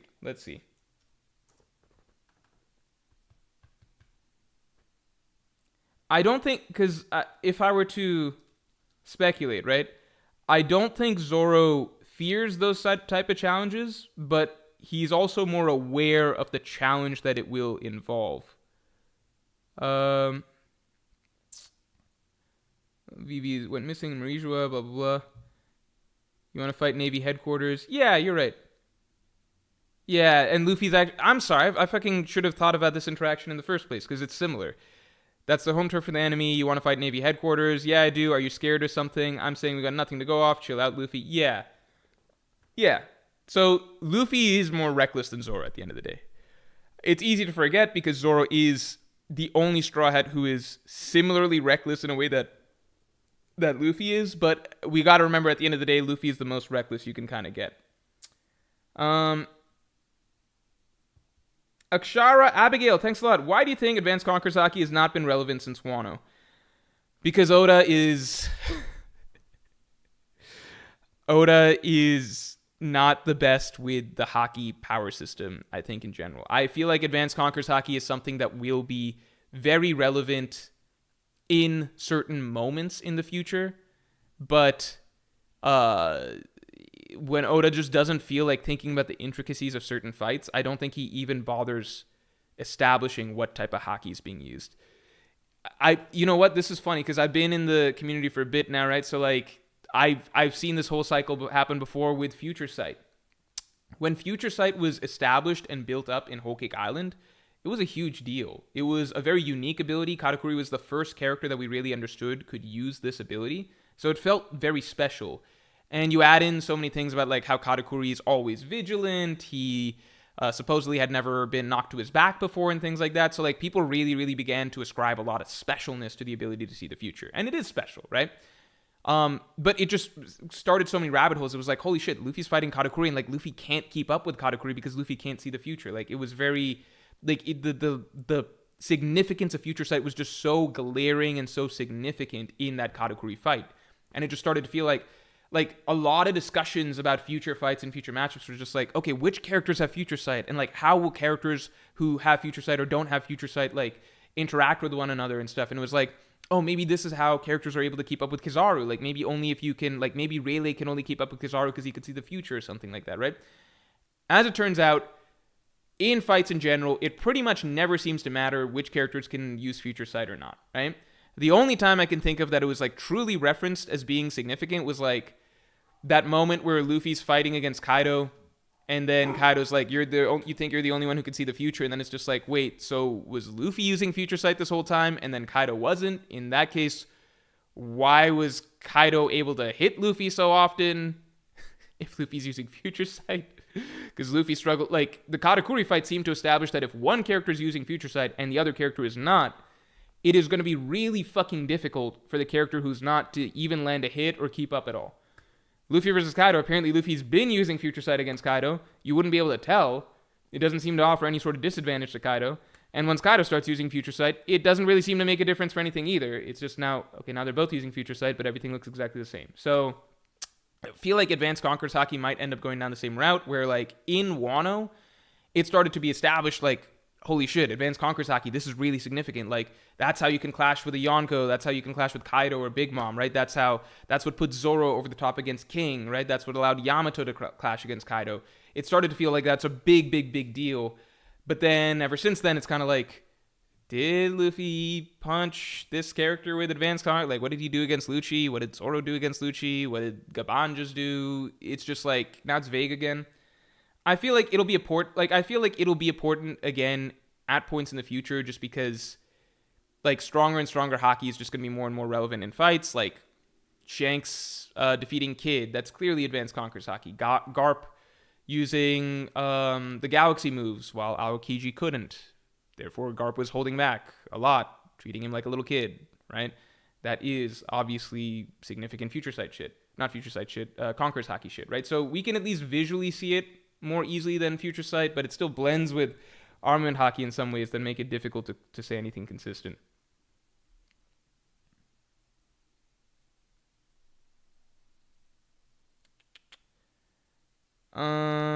Continuing on. Real Linskoff, thanks for being a Pirate King tier member for 17 months, man. What do you think of the character interactions this chapter, specifically between the new giant parts? Also, is more to the story of the branch being cut off? Looks like one giant slash to me. I mean, maybe a giant just effectively really chopped off the tree branch. I don't know if there's something more to it. It might just be a thing to establish that lightning is a problem, because Loki's about to be a problem with some sort of lightning and fire-related devil fruit.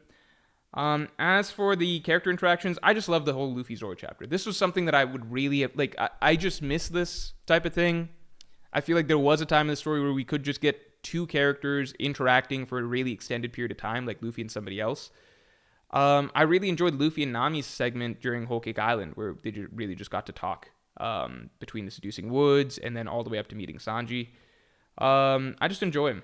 As for the new giant pirates, I don't know. I already think that there might be a few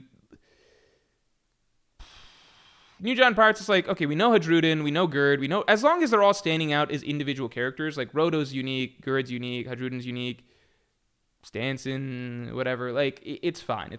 Like, these are characters that have been established and built up for some time.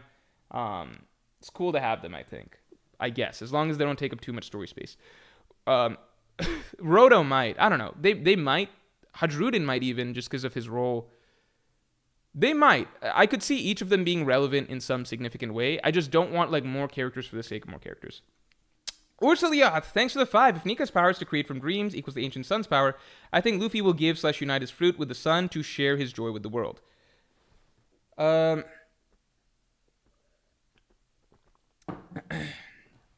Nika's power to create from dreams equals the Ancient Sun's power. Oh, that's an interesting idea. If the fruit itself is the sun, I think that's an interesting. Oh, or unite his fruit with the sun to share his joy with the world. I think that's a very interesting idea. That could be really cool. That would be a really cool sacrifice on Luffy's part. It might be something that he does at the end of the story when he's done everything he needs to do and adventured as much as he wants to adventure. I think it's a very interesting idea. I think we'll need to wait and see. We still need to understand what exactly the sun is that's talked about in the mural. Emperor Beast Kaido, thanks for the 10. Crocodile simply reclaimed his former strength. His will was broken by the New World. That's the only reason Luffy was able to beat him. He was a shell of his former self at Alabasta. I kind of want to do a poll. Like, what do you guys think? I could view it either way. Because, like, if Oda comes out and tells us that Crocodile didn't have Haki or anything like that, he didn't get stronger. He didn't, like, reclaim his Haki or something and Impel Down. Then I think you could still contextualize everything that happened at Marineford with not being that inconsistent with what happened in Alabasta. But at the same time, the portrayal, like the feel, the aura, and the attitude of Crocodile and the way others talk to him, that makes it seem more so as though, like, we are supposed to give additional weight to his strength right now, and we're supposed to treat him as, like, a higher up tier character.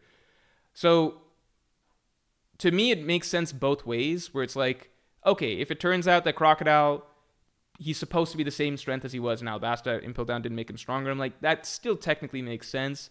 But on the flip side, it's like, Oda's like, yeah, Crocodile reclaimed his Haki. I'm like, okay, well, that would make sense too. So let's see.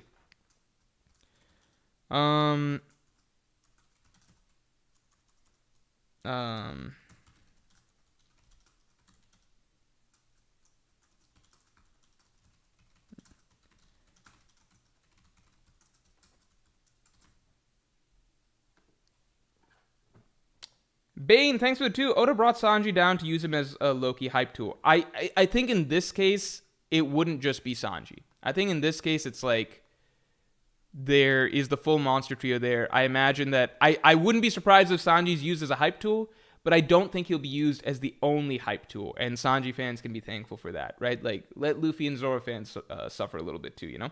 Shonen Academia, thanks a lot. Late points for us to choose Wano release date? No, because I can't do that. I can't do that. New X7, thanks for the 2. SBS confirmed. Is Ulti and Page One father? Yeah, that was cool. I was happy to see the that whole Hanafuda video confirmed. Emperor Beast Kaido, thanks for the 10. Will is horrible analogy. Will is the literal power system of One Piece. When one character is convicted in their actions while the other character is doubtful, we know who has the upper hand. Any slobby. I love that you just brought up that Will is the literal power system of One Piece, right? Haki, you would say, is probably the most important thing at the end of the day, right? So, let's pretend, right? Like, I agree that maybe Aokiji's Haki wasn't at the best that it could possibly be. I would agree. That's totally possible, right? He wavered, right? Now, at the same time, you would agree then that if one character, such as Aokiji, has only armament Haki and is not capable of Conqueror's Haki, and the other character, Garp, is capable of some of the most extreme and powerful Conqueror's Haki that we've seen in the story, then you would agree that one character is clearly head and shoulders way stronger than the other one in terms of fisticuffs, right? So what is your argument here? I'm trying to understand. Is your argument here that, like, you genuinely think that if Aokiji was at his peak full mental health, right? Peak full mental health, right? And in this full mental health form, do you think that he could then beat Garp in a straight boxing match? Do you think that his Haki is now stronger than Garp's? Do you think that in this mode, do you think that Aokiji can do galaxy impact level attacks? Is that what his Haki now becomes? Do you think that he can do galaxy divide? Can he just split an island with a punch? Do you think that Aokiji, with full mental health, his Haki now scales to Garp's? Is that what you believe? Because that's ultimately what it comes down to at the end of the day in this discussion, right? Garp was using kid gloves, right? It doesn't matter if Aokiji wasn't at his full potential in terms of the Haki punches that he was throwing. He's nowhere near Garp's level. Like, nothing Aokiji's ever been shown or been implied to do is anywhere remotely close to Garp's level in terms of what Garp can do with Conqueror's Haki, right? There's a gigantic gap there. I don't understand where this argument is coming from, where it's like, you got to remember, Garp, while not using Advanced Conqueror's Haki on Aokiji, while having a literal hole that he's bleeding out from in his stomach, right? In that moment, Aokiji and Garp are trading blows. And Aokiji also has to put on an ice glove just to give it that little extra blow, like extra strength to his blow, right? In that moment, they're able to tie. When Garp's basically holding everything back, is bleeding out from his stomach, not using Conqueror's Haki, in that moment, they're able to clash equally, right? Do you think that if Garp, without the hole in his stomach, while using Conqueror's Haki, threw a punch at Aokiji, like a galaxy impact punch or a galaxy divide punch, that Aokiji, if he was feeling less uncertain, could match that? Do you believe that? I think that there's literally not a single panel in the story that remotely, or Vivre card or SBS, that remotely suggests that Aokiji is capable of doing anything remotely close to what Garp is capable of doing with Haki. What we saw there is that, sure, maybe Aokiji wasn't at his absolute best in Haki right there, but he's nowhere near the planet that Garp is on in terms of Haki, and Garp dialed that down because he was not trying to beat Aokiji's ass so bad that he killed him. He was trying to take Aokiji's ass home, right? And Garp was fucking injured, severely injured, and he was dealing with the entire rest of the Blackbeard pirates, Aokiji's entire Yonko crew backing him up at the same time, and Garp was having to fucking spend 50% of his attention focused on saving the kids. The levels of handicap here are just so remotely, like, so absurdly far apart that I just don't even know where a discussion could even, like propagate in your mind, unless you're just so obsessively fixated on the notion that Aokiji just has to be stronger than Garp for unknown reasons. I don't know where this concept could even come from. There's just nothing on the page that seems to suggest it. I mean, a similar example is you're like, well, what about Enies Lobby, right? Look, yeah, at Enies Lobby, That's a great example. Luffy, when he fought Lucci and Enies Lobby, he was uncertain, right? That was the thing that was talked about. Like, when your spirit's uncertain, you're not going to be at your strongest, right? Luffy, when he fought Lucci at Enies Lobby, he wasn't his best self, right? So he didn't do as well against Lucci as he could have. But that doesn't mean that if Luffy was healthy at Water 7, that he would have beaten Lucci right there. We all know that Luffy, even completely focused, completely determined at Water 7, there was still such a large gap between him and Lucci that he would have gotten stomped. It wasn't until Luffy got gears in Enies Lobby that Luffy was able to bridge that gap. So your analogy actually doesn't even hold, because the example that you're giving, which is that a character can do better if they're not as internally conflicted, that's true, but the very example that you're giving is one where the case is also that even if the character were not internally conflicted, they would still have lost that fight because the gap was just too big. So same thing applies here. Garp, if he's got a hole in his stomach, is having to fight off an entire Yonko crew at the same time, is specifically trying to not kill Aokiji, specifically just trying to fight to take Aokiji home, is making sure not to use any of his strongest moves on Aokiji, and has 50% of his attention focused on saving other people. If Garp in that state is still overall kicking Aokiji's ass, then you no longer get the argument that, well, Aokiji was internally conflicted. Because this other dude has 501 handicaps placed on him, and Aokiji's got a handicap where he's not at his absolute best, but still obviously significantly less handicapped than Garp is in that situation. And Aokiji again says so himself to Blackbeard that he could not have defeated Garp on his own. And there's no reason for Aokiji to lie in that moment. No reason whatsoever. Aokiji would want to make himself look good to Blackbeard. All right, continuing on.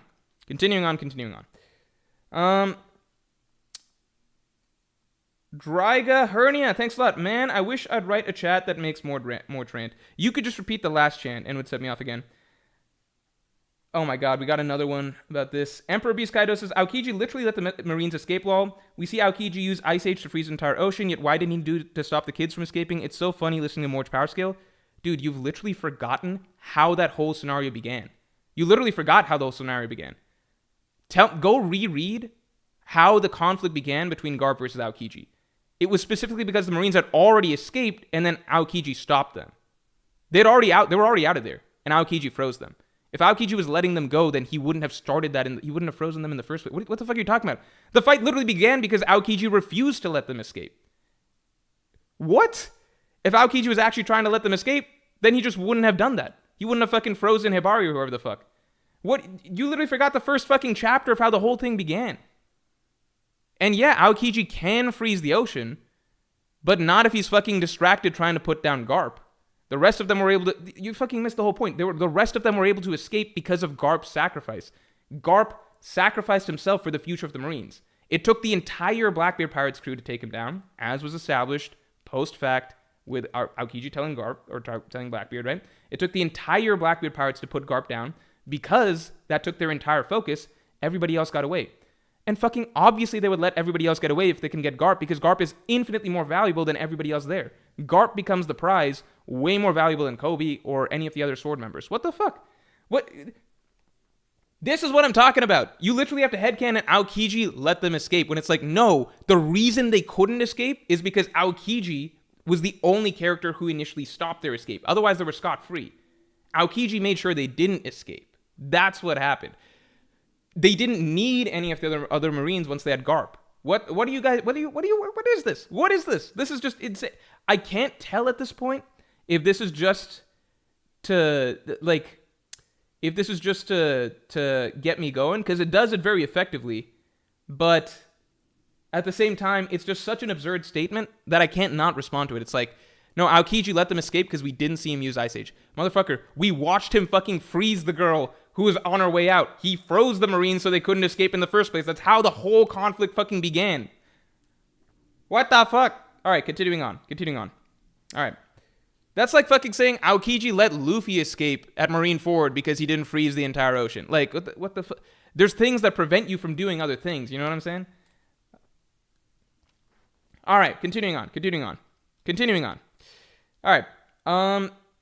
Lee Peace, thanks for the 10. Do you think Whitebeard fought Garp? I think at God Valley, Roger got sick somehow from saving Garp, who was the intended target.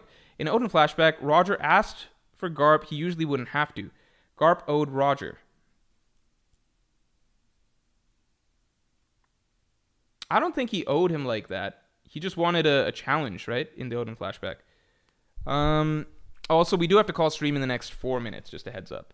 Because I got to cut it. That's why I'm streaming early today. I got to cut a little bit early. Do I think Whitebeard fought Garp? I don't think... maybe the skirmished and everything like that, but I don't think it was like a very... like... I don't know if that's like a very noted rivalry or noted battle or something like that. I feel like Garp and Roger were the more frequent interactions from what we've gathered. Dick so small, piss on the walls, thanks for the 5.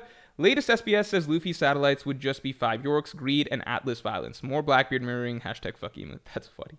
Emperor Beast Guider, thanks for the 2. Prime Garp greater than Aokiji, greater than Old Garp. That's my belief. Okay, well, you can have your belief, but the manga tells you the exact opposite, which is Prime Garp way greater than Old Garp, who is greater than Aokiji. Who is greater than... We don't even know how it would have gone if Garp wasn't injured and wasn't having to babysit the kids, right? It's possible he would have just taken Aokiji and the entire Blackbeard pirates in that case. That's entirely possible. The final storm, thanks to the 5. Fire equals Loki's fruit. Lightning equals Ragnar. Ragnarok plus Mjolnir is Ragnar. Ragnar was locked up with Loki because it has some type of zone that generates lightning. Shit, I did not think about Ragnar potentially having a Zoan fruit. Because Shamrocks did. That would be so cool. That would be really, really fucking cool. I don't know what it would be, though. Because Enel's got the lightning fruit. Maybe it's the storm fruit? That would be fucking sick. If he's got the storm fruit or something like that. The Lowman, thanks for the 5. Getting jumped by fodder pirates is a handicap. It's a Yonko crew. What are you talking... It's a fucking Yonko... It's a Yonko crew. What the fuck are you talking about? It's a Yonko crew. It's a Yonko crew. They're the emperors of the sea. What are you talking about? Gerard Williams, thanks for the 5. No awakening from Aokiji. We've seen them at least comparable without Haki based on the battleship bag. So you have Conqueror's Haki versus Logia Awakening. The thing is that, one, we do not have confirmation yet that Aokiji can use Logia Awakening. We don't. I think it's fair to speculate that he could have it. But the fact that we went through all of Egghead, Kizaru never used Awakening... We've seen now at this point like so many admirals and none of them use Awakening. You can't just assume that they have Awakening. They might, but it's not fair to be like Aokiji definitely held back, right? They might. I think it's a possible assumption. It's in the realm of possibility. But at this point, we've seen a lot of admirals in a lot of very serious battle situations. There's never been an Awakening. They might have it. We don't know. At the same time, we do know that Advanced Conqueror's Haki is much more significant than Devil Fruit abilities. We just know that, right? And second, here's the big kicker, which is that Aokiji, his ice doesn't work on Garp. He can't freeze Garp. He already tried. It didn't work. He tried it. It didn't work. He used the same move that he used on Whitebeard, by the way, right? And Devil Fruit abilities aren't affected by like wavering will and stuff like that, right? Devil Fruit abilities are Devil Fruit abilities. Aokiji tried to freeze Garp. It didn't work. Aokiji stopped trying to freeze Garp for the rest of their battle because you couldn't freeze Garp when Garp's got Conqueror's Haki going. So you're essentially taking away Aokiji's biggest asset, which is freezing. Maybe Logia Awakening would have stronger freezing that would affect Garp. We don't know. Maybe that's also predicated on the maybe Aokiji has Logia Awakening. We don't know. Unconfirmed, right? Flip side, what we do know is that Garp is going to kick Aokiji's ass in any sort of boxing match. Aokiji's nowhere remotely close in that area. And even if Aokiji has Awakening, Advanced Conqueror's Haki is a significantly bigger deal than Devil Fruit Awakening. So that's what we got. We just know that the fight was severe. Like Oda did everything he possibly could to stack it against Garp, which he would not have had to do if Aokiji was just stronger than Garp. Oda had to write in reasons. He had to bend over backwards to try and find as many reasons as possible for why it would be plausible for Garp to not succeed there. So he's like, okay, Garp needs to be injured to make it a fair fight, like severely injured, like hole through his chest, hole through his stomach or whatever. The only way one of them would even manage to injure Garp would be like, okay, if Garp had to protect Kobe or something, so Garp's having to protect and babysit all these kids at the same time. It's like, okay, I've got to write multiple handicaps, and Aokiji can't really fight Garp 1v1. That wouldn't really make any sense based on how Oda's assumed power scaling works. That's got to be what Oda's thinking in his mind, right? Otherwise, you wouldn't write the rest of the Blackbeard pirates also jumping in. If Aokiji could handle Garp 1v1, Oda wouldn't write all that other shit, right? So it's just the way it is. At the end of the day, if you really want to debate it, then you got to debate with Oda himself, because he literally has Aokiji state to Blackbeard, I couldn't take Garp myself. It was a team effort, right? There is no headcanon reason for Aokiji to claim that, right? There's no reason for Aokiji to ever claim that, right? No matter how much headcanoning you do, that one basically closes it out. All right, everybody. All right. We are going to close it out there. Thank you, everybody, for tuning in. I can't believe we got to talk more about Aokiji and Garp than we did about this current chapter, but, it is the way it is. And yeah, I will talk to you all later. Thanks for tuning in, everybody.